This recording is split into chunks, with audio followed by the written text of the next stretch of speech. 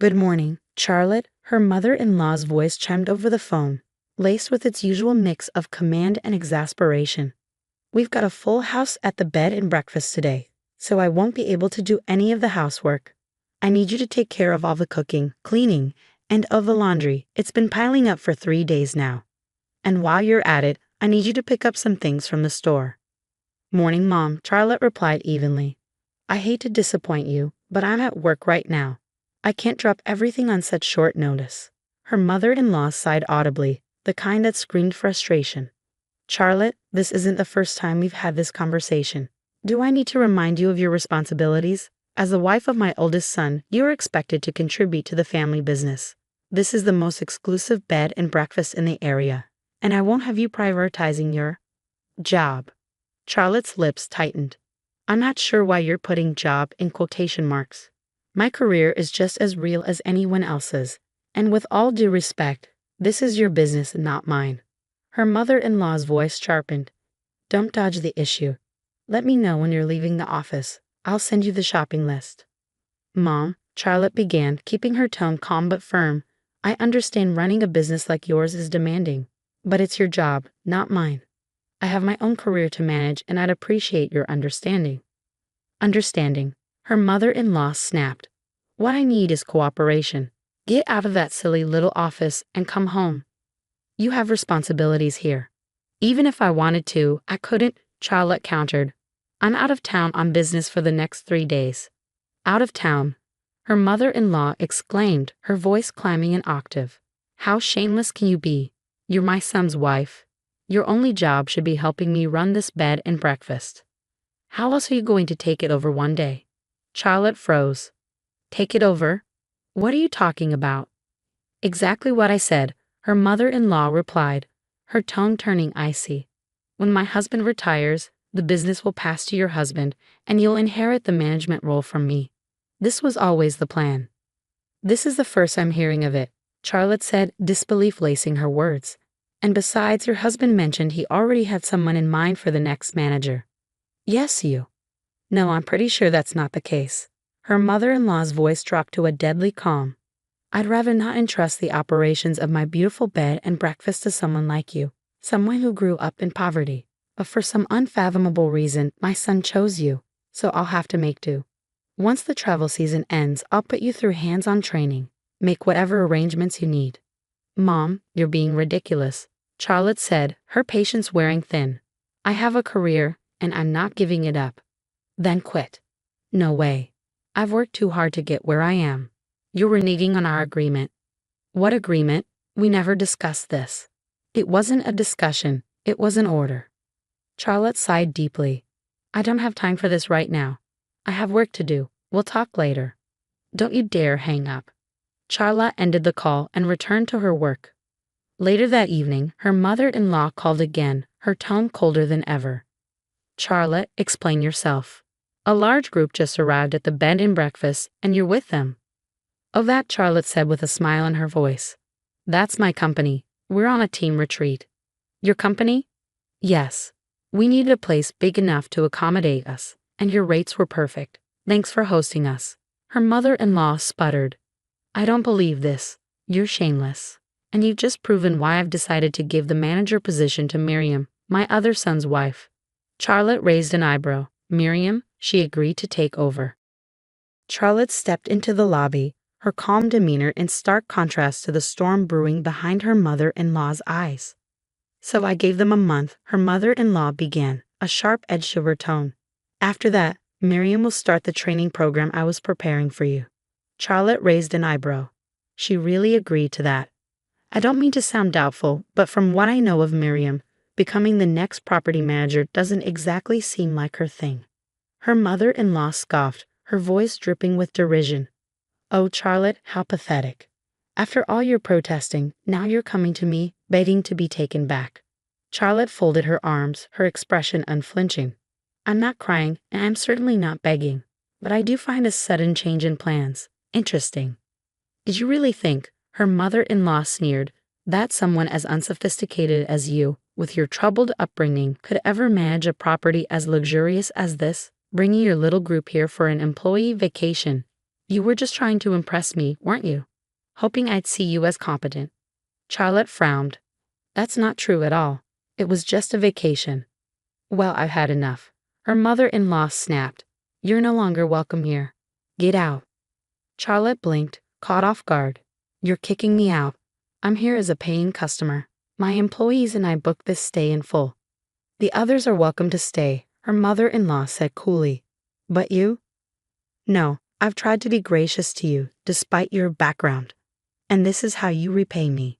You're desperate now, trying to crawl back into my good graces. It's disgusting. Charlotte's voice hardened. This is just a vacation, nothing more. Her mother-in-law waved a dismissive hand. Pack your things and leave. Go relax somewhere more suitable. A dive bar, perhaps. You don't belong in a place like this. Charlotte exhaled sharply, her patience finally snapping. Fine. If that's how you feel, then I guess you don't want me as a customer or a consultant. Her mother-in-law froze. What did you say? You heard me, Charlotte said. Your husband asked me to take on a consulting role to help with the bed and breakfast restructuring. But since I'm apparently not welcome here, I'll have to let him know I'm pulling my funding and withdrawing my services. Wait a moment, her mother-in-law stammered, her tone shifting from authoritative to panicked. What do you mean, pulling your funding? And what consultancy? Goodbye, Mom, Charlotte said, turning to leave. Charlotte, wait, the older woman's voice cracked.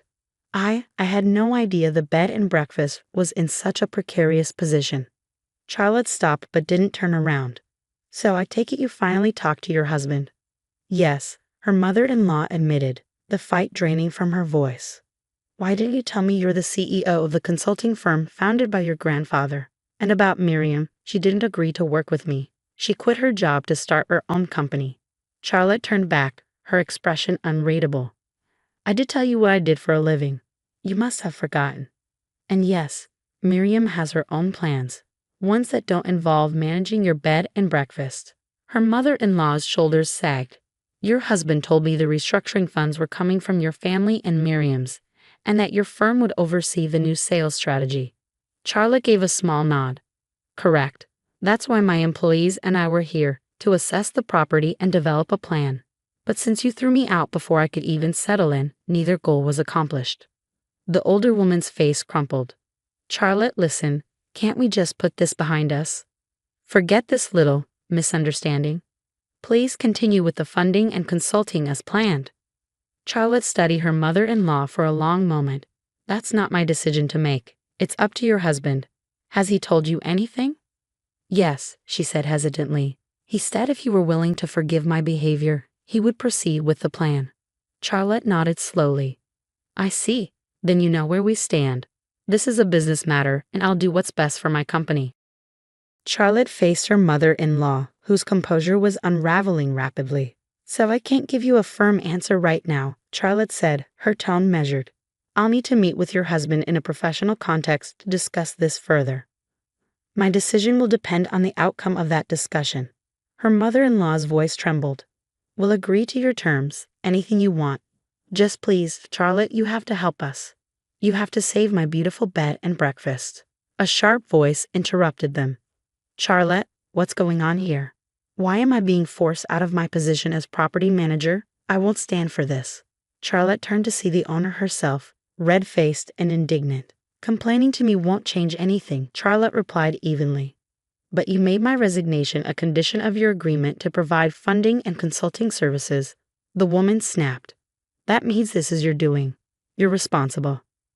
Actually, Charlotte said, holding her ground, it was your husband who first brought up your resignation, not me. What? He told me you've been exceeding your authority, ignoring the official management policies, and treating the establishment like it's your personal playground. And more to the point, you've been discriminating against guests, giving special treatment to wealthier visitors and alienating regular customers in the process. It's no wonder the business has been sliding toward bankruptcy. That's absurd. I would never. It's all in the customer reviews, Charlotte cut her off. They've been piling up on travel websites with guests calling out your treatment of them as the main reason they'll never return. Her mother-in-law's face drained of color, but she pressed on. You need to tell me this. This was all my fault. Charlotte folded her arms. If you look at the numbers, yes. Any strategy for saving this business had to include addressing the root of the problem. You. Without that, nothing would work. I refuse to accept this, she declared, her voice shaking. I won't step aside. Who could possibly run this place better than me? Charlotte raised an eyebrow. Your husband has been discussing a replacement for quite some time. Lily, your niece, is the perfect candidate. The woman scoffed. Lily, she's strong-headed and won't listen to a word I say. Lily majored in hospitality management, apprenticed at a major hotel chain for 2 years, and has worked here for the past 5 years, Charlotte explained. She's taken on more and more responsibilities each year, to the point where she's essentially been doing as much work as you for the last 2 years. In my professional opinion, she's more than qualified to take over. Her mother-in-law stared at her, stunned. No, never. If Lily takes over, my husband said I'd be reduced to working as a maid. I couldn't bear the humiliation. Charlotte's tone softened slightly but remained firm.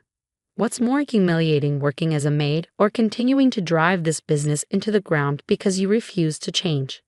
The choice is yours, but understand this, your husband, as the owner, has the final say. Her mother-in-law's shoulders slumped. But this isn't fair. I didn't do anything wrong. Then take it up with him, Charlotte said. As a consultant, I'm here to provide professional advice, not make decisions. And if I may offer personal advice, I'd suggest swallowing your pride. Your husband has brought up the possibility of divorce, and it's not too late to save your marriage and your dignity. The maid position is still on the table.